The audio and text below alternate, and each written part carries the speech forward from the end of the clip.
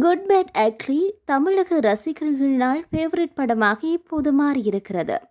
காரணம், ஏப்ரல் மாதம் 10ஆம் தேதி செம்ம மாசாக ஆதிக் ரவிச்சந்திரன் இயக்கத்தில் அஜித் நடித்துள்ள குட் பேட் அக்லி திரைப்படம் வெளியானது. கடந்த பிப்ரவரி மாதம் அஜித் நடிப்பில் விடாமுயற்சி படம் வெளியாக ஏப்ரலில் அவரின் அடுத்த படமான குட் பேட் அக்லி திரைப்படம் ரிலீஸ் ஆகிவிட்டது. அஜித்தின் தீவிர ரசிகரான ஆதிக் ரவிச்சந்திரன் ரசிகர்கள் கொண்டாடும்படி தரமான படத்தை தான் கொடுத்து விட்டார். முன்பதிவு வியாபாரம் மூலமாகவே பல கோடி லாபம் பார்த்த இந்த படம் ரிலீஸுக்கு பிறகும் நல்ல வசூல் வெட்டியை நடத்தி வருகிறது.